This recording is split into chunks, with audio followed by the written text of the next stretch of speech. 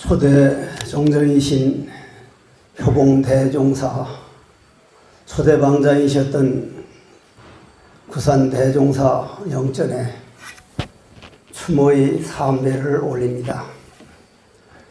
요즘 나이가 들어가면서 효봉대종사나 구산대종사 같은 그러한 큰 스승들은 공기와 같은 그런 어른들이었다는 실감을 많이 느끼고 있습니다. 공기라고 하는 게 우리가 평상시에 마음껏 마시고 마음껏 쓰기 때문에 소중한 줄을 모르지만 해발 5,000m가 넘는 고산이라든지 밀폐된 공간에 가면 공기가 곧 우리 생명이라는 것을 아주 절절히 느끼게 됩니다. 효봉대종사나 구산대종사 같은 어른들이 직접 모실 때는 그러한 소중함을 몰랐던 게 참으로 철이 없었다는 생각이 듭니다. 효봉대종사는 제가 삼위계 받고 2년 후에 잠깐 한 번 뵌 일 외에는 제가 모셔보거나 법문을 들어보질 못했습니다.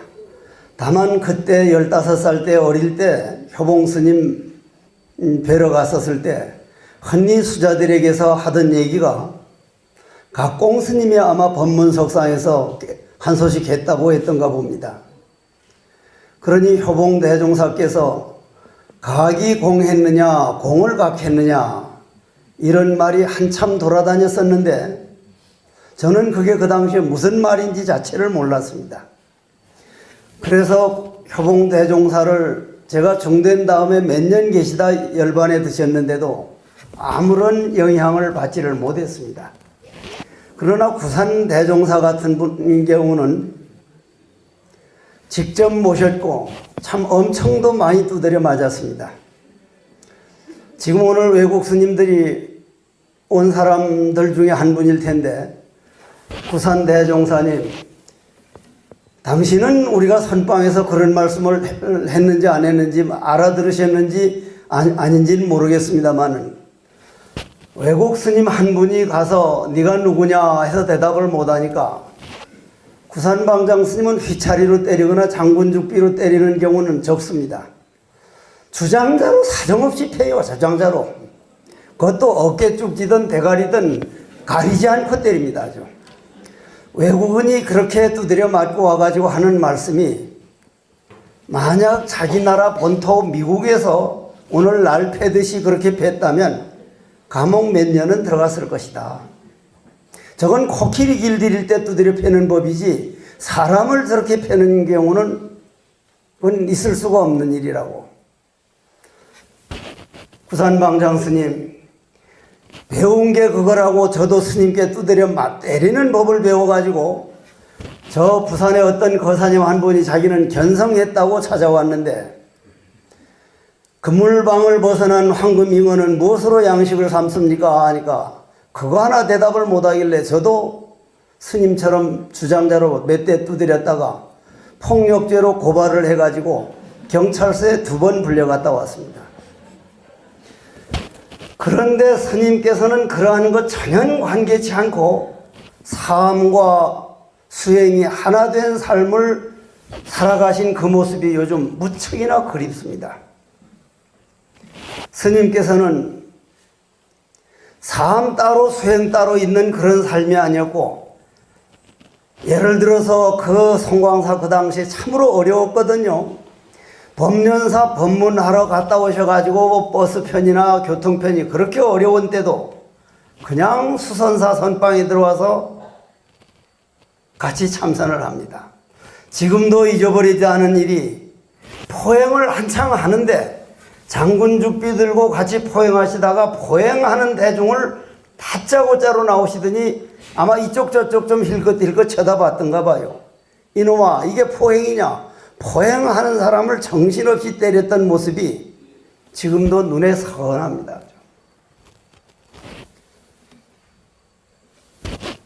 정말 뵙고 싶습니다. 그 두드려 맞던 그 일들이 정말 보고 싶습니다. 공기와 같은 그러한 스승님들, 그러한 분들이 다시 우리한테 와주실 일은 없기 때문에 사함과 수행이 둘이 아닌 모습을 아침부터 저녁까지, 저녁부터 아침까지 그냥 삶으로써 우리에게 보여주신 스승님, 저도 열심히 노력해서 스님께서 남겨주신 그 발자국 따라서 언젠가는 그 자리에 가서 뵙겠습니다. 그러한 스승들이 우리나라에 오셔가지고 그러한 모습을 보여주신 그 은혜에 정말 고맙습니다. 부지런히 살겠습니다. 게으르지 않고 부지런히 살도록 하겠습니다. 고맙습니다.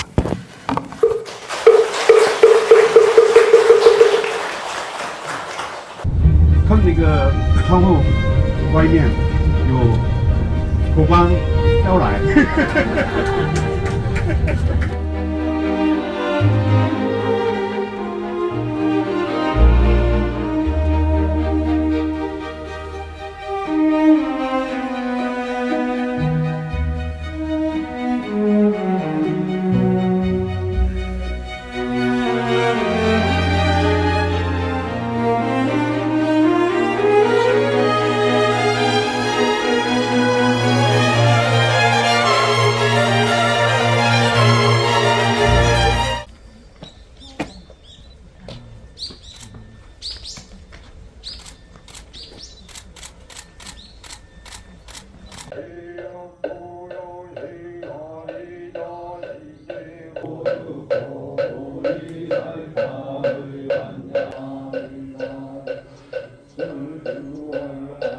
그때 효봉스님께는 저기 조그마한 집을 짓고 저기 계셨다고. 또 저기는 조그마한 집이 있어서 거기서 밥을 해먹고 대중들이 살고. 그때 저 집이 설매당하고 황매당 매화나무처럼 매화나무가 추위를 겨울 추위를 아주 견디고 가장 이런 봄에 피는 꽃이거든. 네. 그래서 그 집을 우리가 모든 추위를 이겨내면서 열심히 정진해야 한다고 해서 저 눈 속에 핀 매하다 설매. 지금은 이렇게 집을 크게 지으면서 저기다 조그만 영정을 모셨는데 그거가 조금 있으다 참배하려고.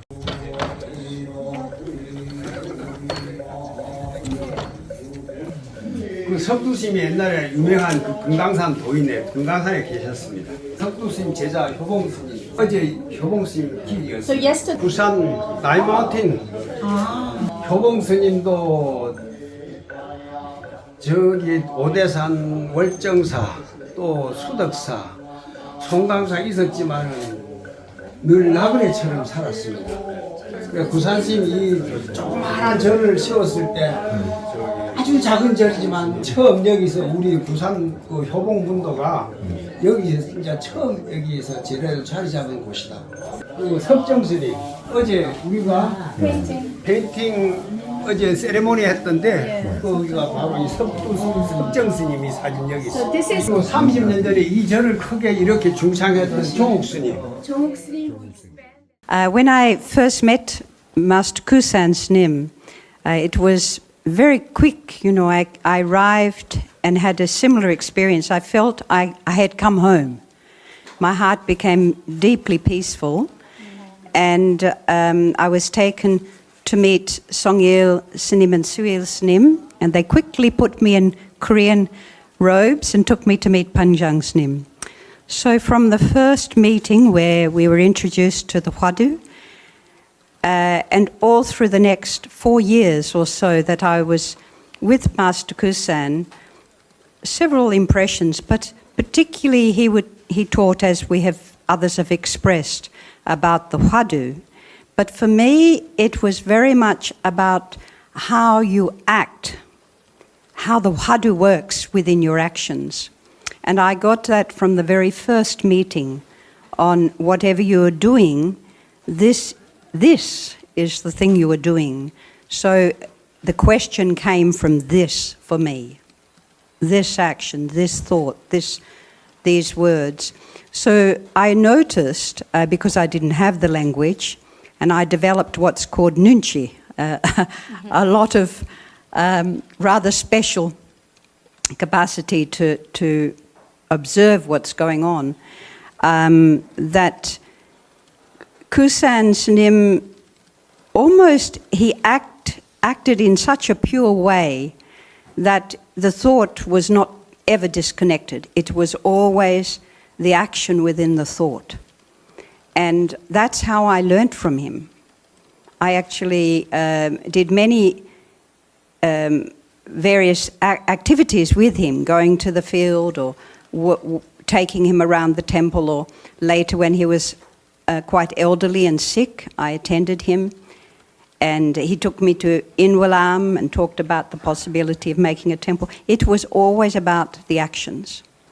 And so I learned to observe how he did things from that very, very early meeting, that first meeting. And try, even to this day, that Hwadu is alive for me in action. So we talk about heng in Korean as being fundamental and foremost. Then action is foremost. I was a Buddhist monk at the age of 20 in the Tibetan tradition. I lived in Dharamsala, where His Holiness the Dalai Lama lived.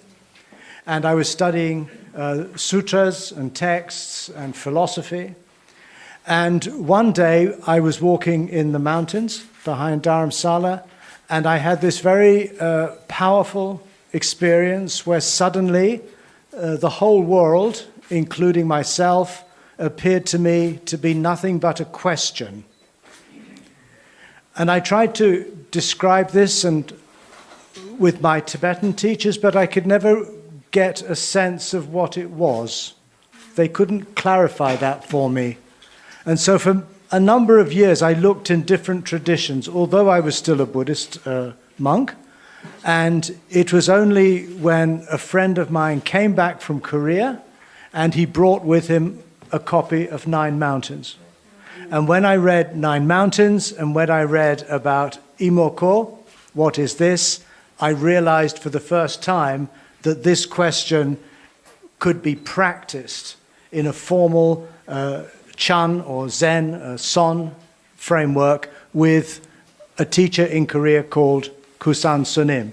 So at some point later, I decided to leave my training as a Tibetan Buddhist monk, and I came to Songwangsa in 1980, and I then met Gusan스님, and Gusan스님 struck me as somebody who did not only know about Buddhism, but he embodied the Dharma.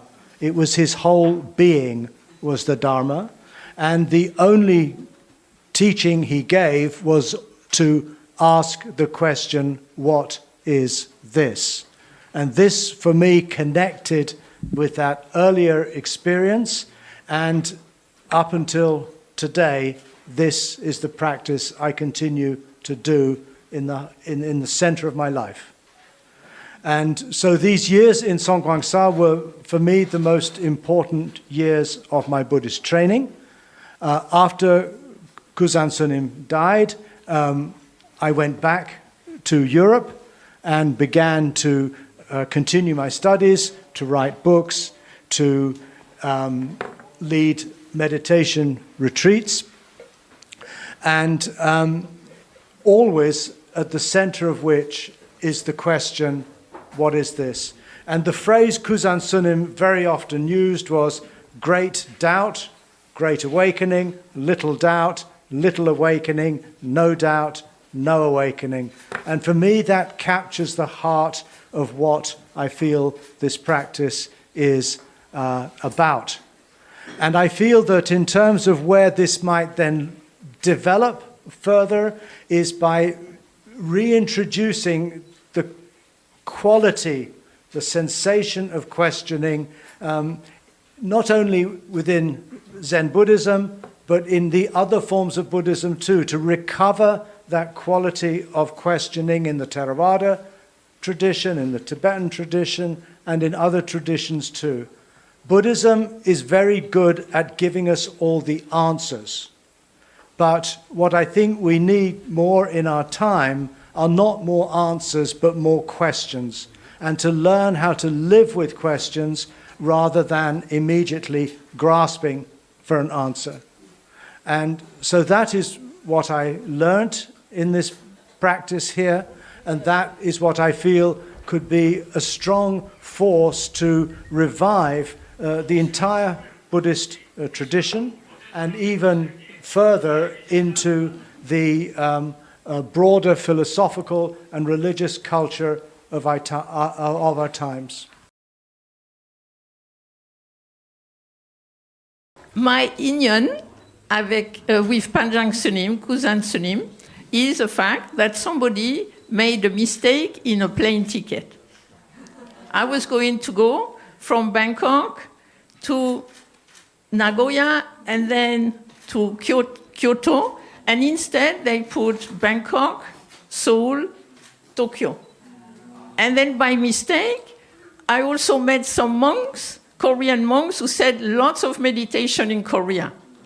I only had $100 left, and I thought, I go to Korea for a month, and then I go to Japan to earn some money. But then I was sent to Sok Namsa. And in Sok Namsa, nobody talked English. And so they said, go to Songwangsa. And then I arrived in the Bojo Guksa. And during the Bojo Guksa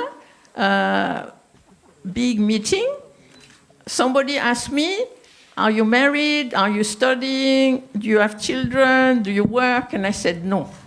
And she said, if I was you, I would become a nun. And I thought, good idea.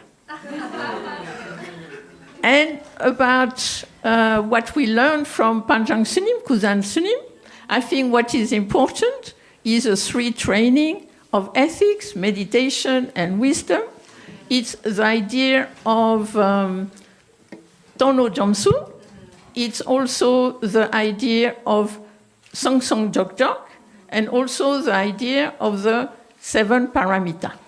이 통도사는 역사도 아주 오래되고 우리나라에서 가장 많은 스님들과 많은 도인들이 배출된 곳으로 지금 한국 전쟁 때에도 파괴되지, 우리 송강산은 다 파괴되고 막 그랬지만 여기는 그대로 그 옛날 모습을 그대로 잘 지키고 있어서 유네스코에 등재된 그런 문화재 사찰입니다. 그 영화 큰 스님께서는 원래 서광사에 계셨던 스님인데 8만 대장경을 일출하기 위해서 이 통도사에 오셔서 아주 간절하게 기도를 해서 큰 영업을 얻었습니다. 그리고 그 스님께서 마지막에 돌아가실 때는 여기 우리 통도사에서 열반하셨습니다. 그 스님께서는 3년 전에 내가 앞으로 3년 뒤 부처님께서는 80세에 열반하셨는데 말세 중생이 부처님보다 더 오래 사는 것은 미안한 일이니까 내가 부처님 돌아가신 날 그 시간 저녁에 돌아가시겠다고 했습니다. 그래서 그날이 되니까 평소처럼 똑같이 대중들과 같이 예불을 하고 각 점마다 다 참배를 하시고 저녁이 되니까 대중들을 대중들이 좀 모이라고 했습니다.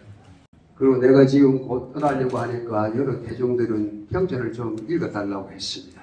그리고 그때 그러한 스님의 가르침을 깊이 새기던 후아 큰 스님이란 9구자 물 한자 후아 큰 스님이 계셨는데 그분께서 아주 그 스님을 존경하셔가지고 그분의 문집을 정리했던 것이 바로 엊그제 출판했던 용악집이었습니다.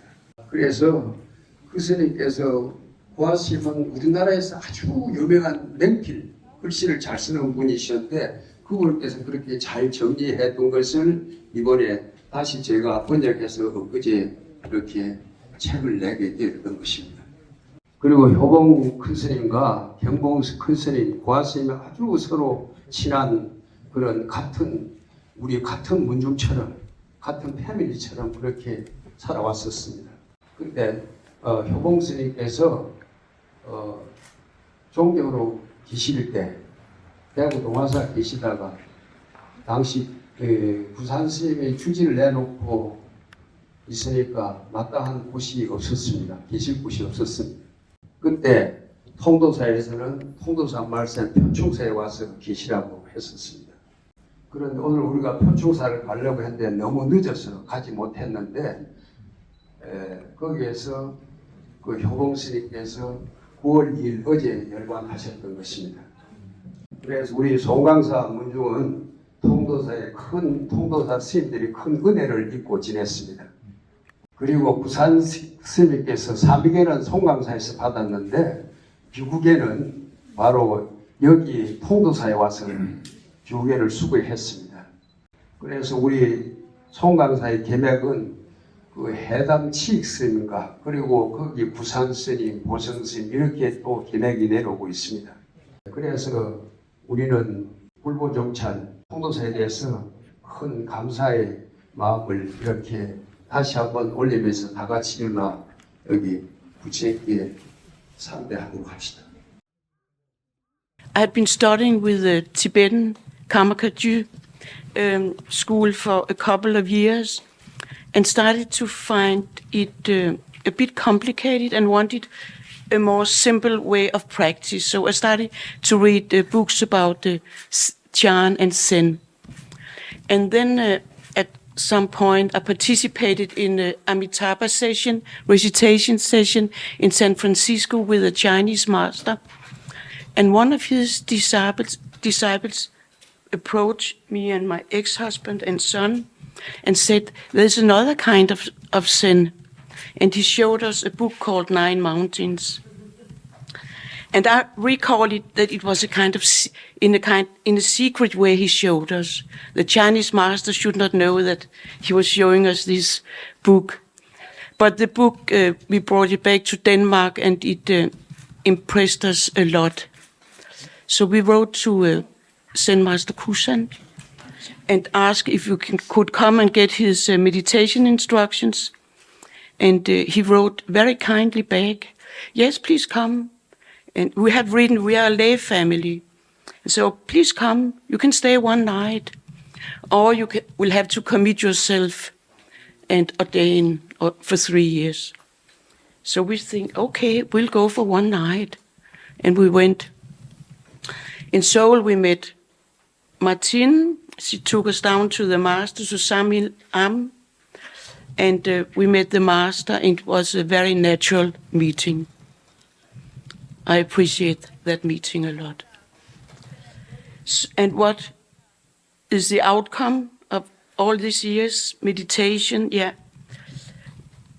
The extract I got from Gusansunim is compassion, calm awareness. And for the world, definitely the 7 parameters, they're so important. Just like as was revealed by Beauvoir, I started also with Tibetan Buddhism as a young person in the early 70s.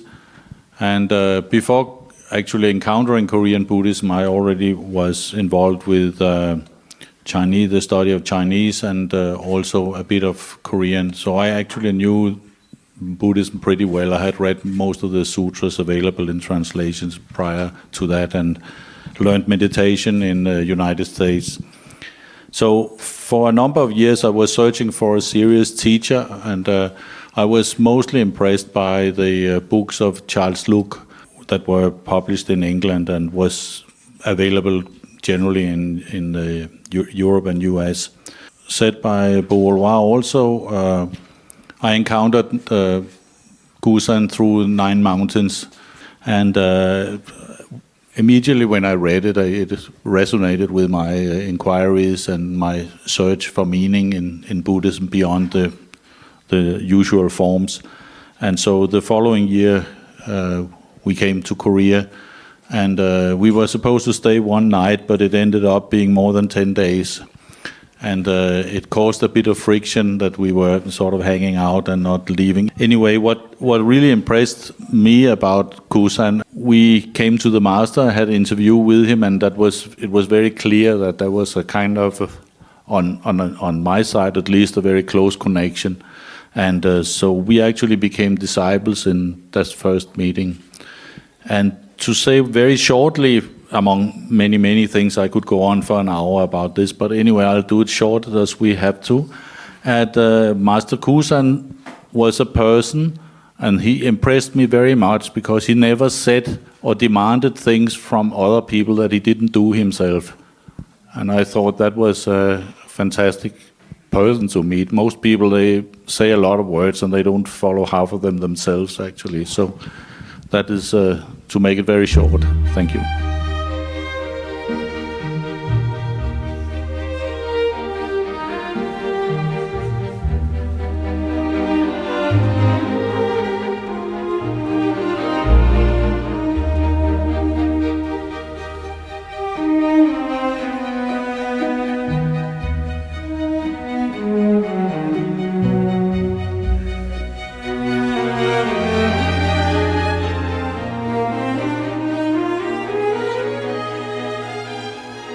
I'm probably the only person who haven't read Nine Mountains. And I also didn't have a spiritual journey to Songwangsa.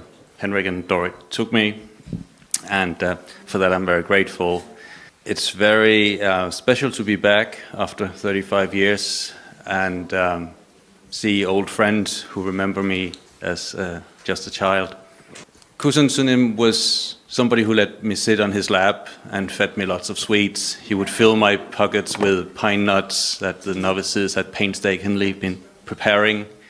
But I could tell from the way that other people, they paid their respects and how they interacted with him that he was important. But for me, he was just a kind old man who treated me actually very, very, very nicely. I remember when he came to Denmark and there was a retreat and I was sent away to stay with some friends so I didn't get in the way.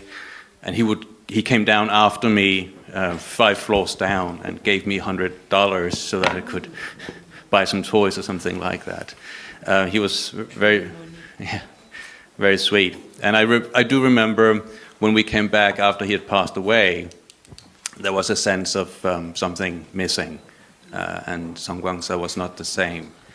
And I think also everybody's stories today has kind of reminded me, at least, that although we're all talking about Gusantsnim, everybody's path to Songwangsa has been through other people and other connections, and in that sense he lives on through all the people he has touched in different ways, including me. So thank you very much for making this happen. 이 팔공사는 우리 보조 국사께서 정의의 결사를 하신 도량입니다. 거조하면서 시작했습니다. 그리고 우리 송강사에서 정의의 산을 수서사를 세우게 되었습니다. 그리고 효봉선사님께서 총정을 하실 때 여기 조시를 하시고 또 우리 구산스님께서 추지를 하셨습니다. 그때 구산스님께서 추지를 하실 때 WFBI 세계 불교도 대회를 할 때 한국 대표로 참석하게 됐습니다. 그때 구산스님께서 부처님 성지 순례를 하시면서 우리 한국 불교뿐만 아니라 세계 불교가 이렇게 넓고 다양하게 펼쳐져 있구나 하는 것을 느끼고 그때부터 우리 한국 불교를 세계화시켜야 되겠다는 그런 원력을 세우게 되었습니다. 그러니까 오늘 우리 구산스님 제자들이 세계 곳곳에서 우리 한국 불교를 널리 선양하게 되었던 그 근본, 그 원점이 바로 여기 동화사라고 할 수 있습니다. 그리고 송강사로 옮겨가셔가지고 조계총림을 개설을 하셨을 때 호남 쪽은 경제가 약해서 정말로 뒷바라지 해줄 형편이 못 됐습니다. 그때 여기 대구에서 2년 맺었던 분들께서 불의를 조직해서 우리 조계총림을 위해서 서포트해 주셨습니다. 그래서 우리 조계총림이 제대로 설 수 있게 된 것도 바로 이 803 안에 여기서 수행하고 있었던 모든 불자들의 힘이 크셨습니다. 그것을 바탕으로 해서 우리는 앞으로 더 열심히 정진하면서 우리 한국 불교가 세계에 널리 퍼져나가도록 그렇게 정진하겠습니다. I did not meet Gusansunim in person, but many years ago I had the good fortune to meet his teachings and the spirit of him through my meeting with Martine and Stephen, Songil and Popchon. They taught me the Hwadu, what is this, Imoko, and they also shared many stories of their time in Songwangsa and the teachings of Gusansunim and stories of their interactions with him. And I'm really happy and grateful to have had this opportunity to actually come here and experience Songwangsa in my own experience.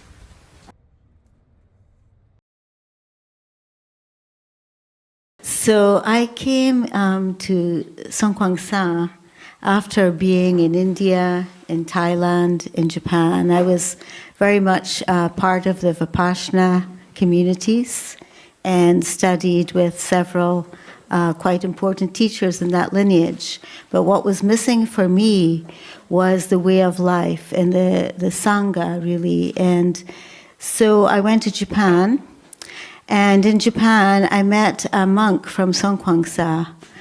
We both got on the wrong bus going to nowhere, and he told me about Korea, which I hadn't heard about Buddhism in Korea before that.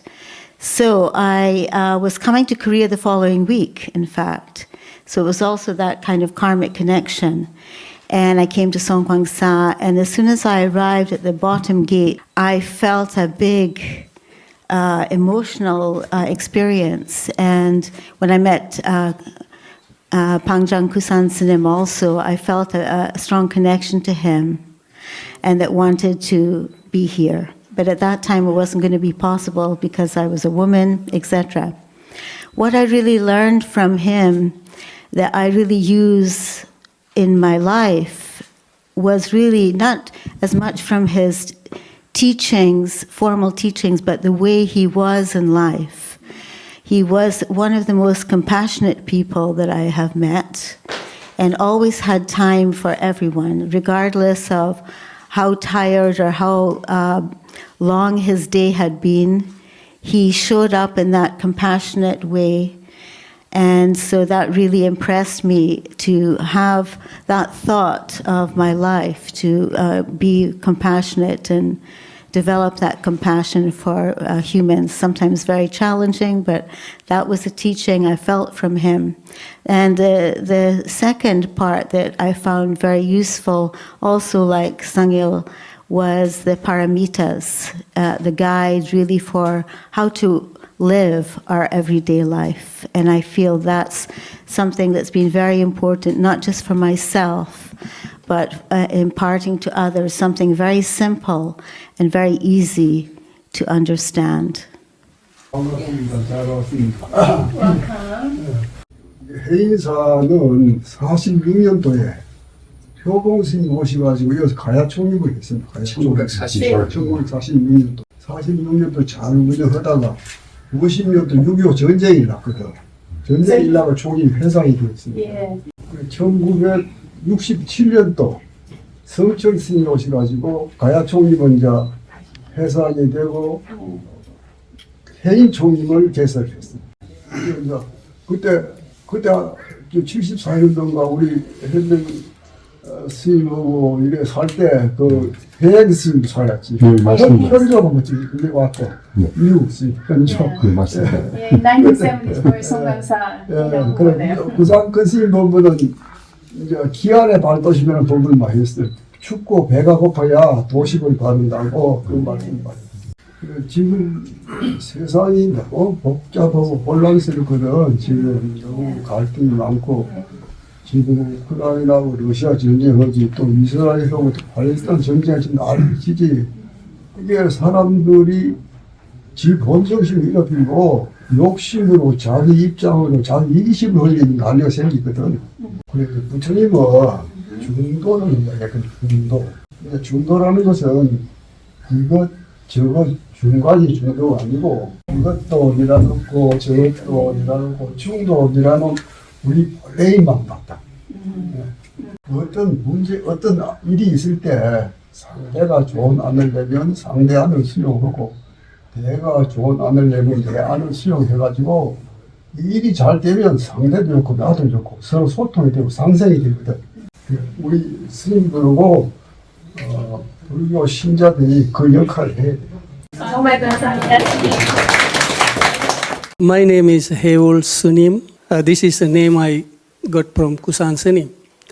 First, let me thank Venerable S님 for giving us this opportunity after 40 years.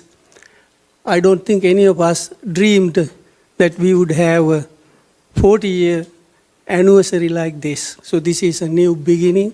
I think it is all because of his energy and his vision, what he wants to introduce to the world and also to rejuvenate us all, to go back to whatever the work we do with this inspiration. So thank you very much, S님. And actually I came to Korea 84 early. Before that, there was another Sri Lankan monk, one of my friends, who was a scholarly monk. He had masters, and he was the first Sri Lankan monk to come to Korea to study, and he was here 1 year before me. And then he knew that I was interested in meditation, so he told me that you can come here. We have a master, we practice. So I was interested in, so early 84 I came. The master came about a month or 2 months later when I arrived. He was out of the country. We had a little conversation, and then he asked me, what is mind? And my immediate response was, I don't know. And then he asked me, is it in or is it out? And then I stayed quiet for about a few minutes, probably. I didn't quickly respond. And then he asked me again, is the mind in or is the mind out? I said, it depends. And then he wrote S님 and said, this is your name, S님. And meditate. And whenever you want to, you can come and talk. And that was the first thing I had with Gusan스님. And then after that, many times I met. What I was mostly impressed was his deep listening, you know. He had a very stable mind, very quiet mind, which speak a lot. Didn't have much words the way we talk basically. Very quiet, listen very carefully, and then express. And we were listening to the Dhamma sermon in the hall. Even though I didn't know at that time any Korean, still his voice is staying with me, you see. Sometimes I live in Mojave High Desert in California. I have a center which is pretty much silent.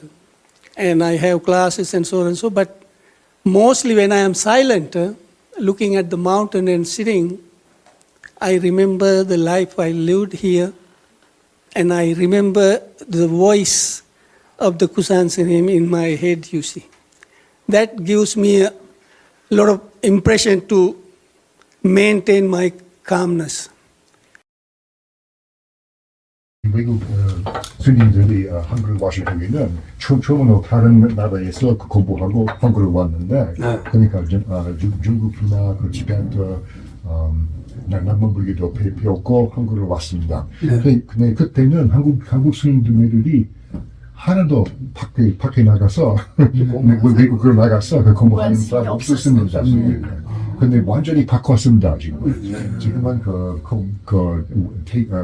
태국이나 지벤트나 공부하시는 분들이 많이 많습니다. 서로 이제 조언을 좀 많이. 조선 세대는 밖에 나가면 개방하면 안 좋은 것이다. 우리끼리만 이렇게 했던가 아주 폐쇄적으로 이렇게 되어버려. 시대가 바뀌고 하니까 이제 점점 스님들이 이제 가게 되고 88 올림픽 끝나고 나서 여권 비자가 여권 패스포드가 나오고 이제 하니까 밖을 많이 나가게 됐어. 처음에는 스님들이 성지순례 많이 가서 안 봤으니까 관광하고 싶었어. 갔다 와서는 이제 놀라고 이거 가서 공부해야 되겠다. 배워야 되겠다 해서 그래 공부하러 지금 많이 나갔어. 근데 한국에는 이렇게 클로스하고 살았는데 이런 코제이들을 배우는 거 이상한 거야 처음에. 처음에 그렇게 했는데 그 제일 앞장선 사람들이야. 혹시 어디 솔로를 다니는 그 성복 입고 사람들 그 거리에서는 그 우리 They all do 깜짝 놀랐습니다. 그래 한국은 이렇게 문을 닫고 있었는데 노킹맨 들어온 거라. 노킹.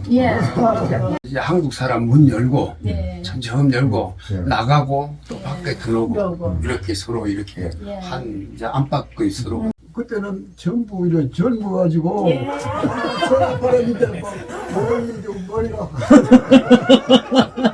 이렇게 하고 있어. 얼마나 막 빨리 때리고 수사 같이 살았거든. 같이 살고 현조가 제일 먼저 왔어요. 그러니까 같이 공부를 했는데 현달이라고 불란스님은 냄새가 많이 나가지고 못 살고 자져가면서 처음에.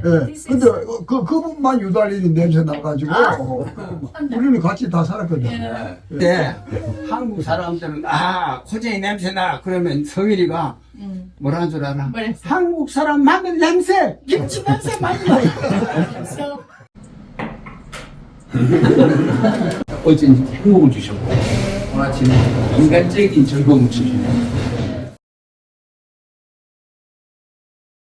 I first heard about Korean Buddhism when I was in Thailand, and there were two Korean monks who were on pilgrimage. One was named S님 from Haeunsan, and he first told me that there was Buddhism in Korea. I knew nothing about it, but he said it was a very flourishing practice tradition. I was in Thailand for a year, but I was too sick to stay, so I went to Hong Kong to study Chinese Buddhism with a Chinese monk. And after a year there, I read Chinese pretty well, but I really wanted a sense of Sangha, a place to practice. And I remembered this story about Korean Buddhism having this strong practice tradition.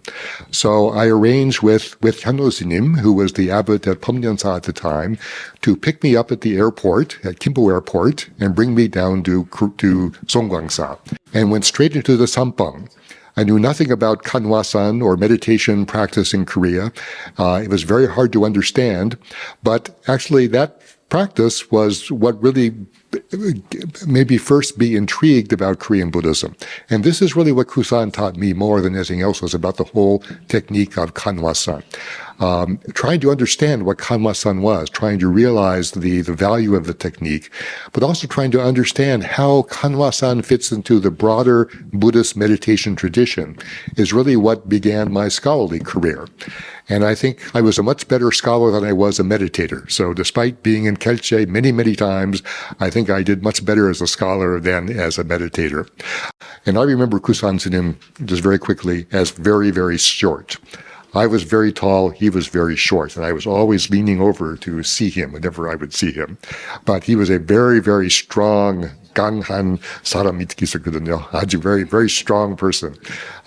So that even though he may be very tiny of stature, he was very strong of heart. 저는 1968년도에 아주 어린 나이에 한국을 떠났습니다.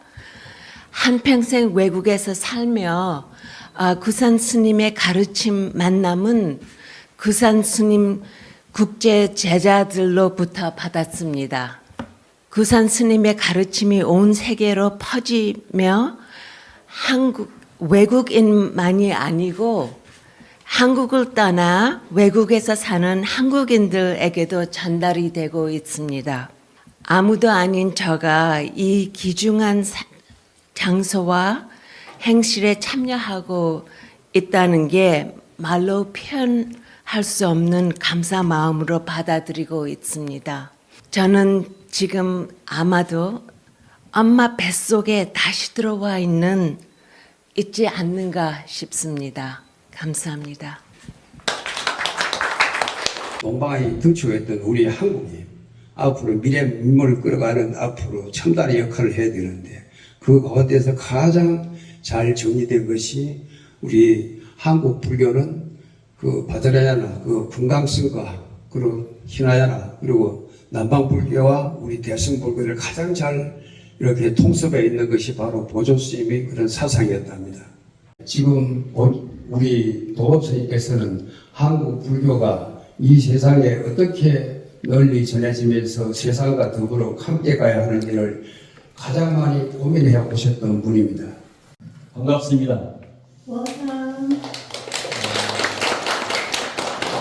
제가 이제 22살 때 그 구산스님을 찾아뵙고 성광사 선방에서 안거를 처음 시작을 했었습니다. 이제 외국에 계시는 분들이 한국 불교에 대한 관심을 갖고 뭐 공부하고 수행하겠다고 하는 움직임이 막 시작될 때이죠. 여기 이제 얼굴 익숙한 분이 저 해명 스님, 버스엘 교수님, 그리고 우리 지금 성일 스님, 수일 스님.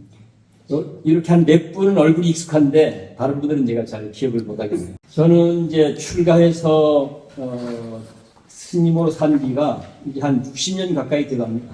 여전히 불교를 잘 모르겠습니다.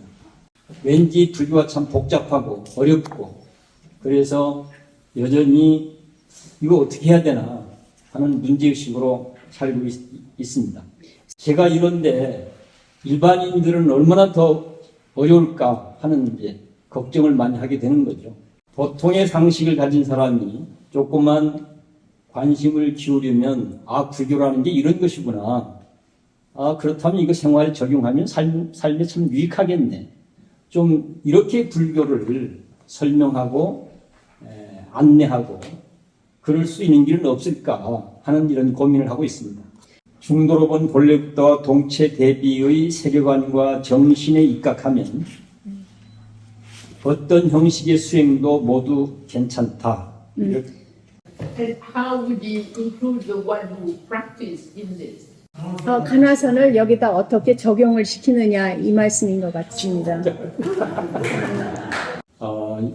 내용적으로 아주 복잡한 얘기거리가 나왔네요. 제가 생각하는 방식을 말씀을 드려보면 가나선은 전 크게 두 가지 조건이 필요하다고 봅니다. 하나는 법에 대한 안목이 투철한 스승을 만나는 일입니다. 만약에 그런 투철한 스승을 못 만났을 경우는 이론적인 자기정리가 중요합니다.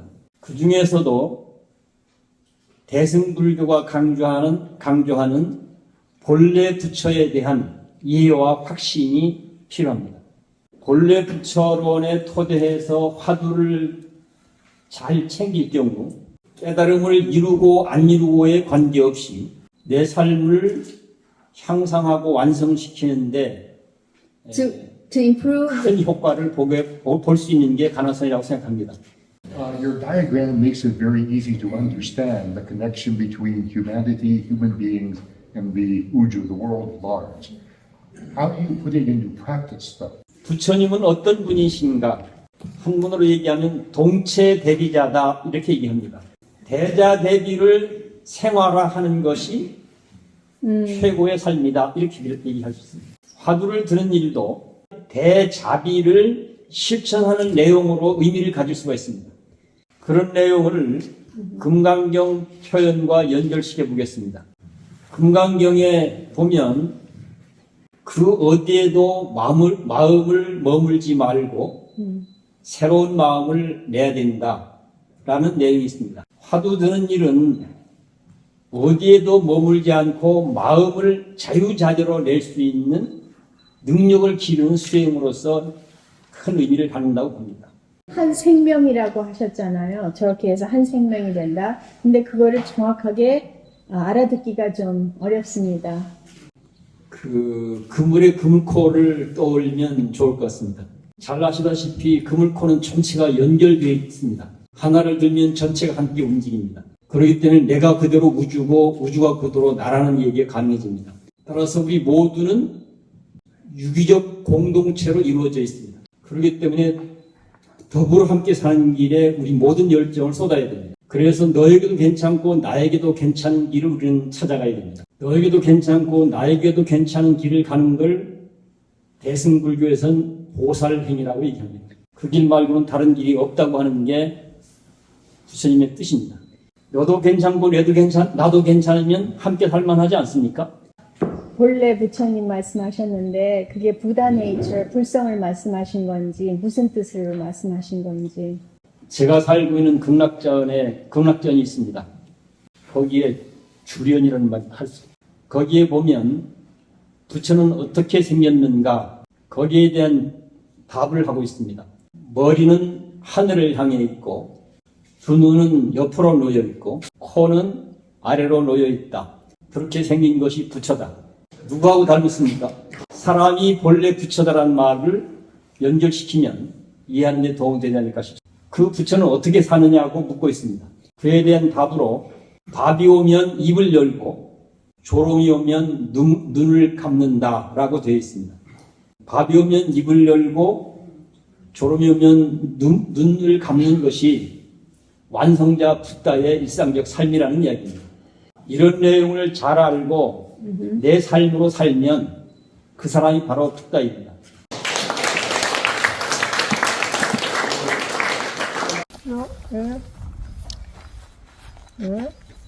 하나, 둘. One thing I want to say first is that more than any other time when I've come back to Songwangsa, I've really felt a sense of history this time. Having the ceremony today where we have our master, who was so important to all of us here in this room, up on the wall.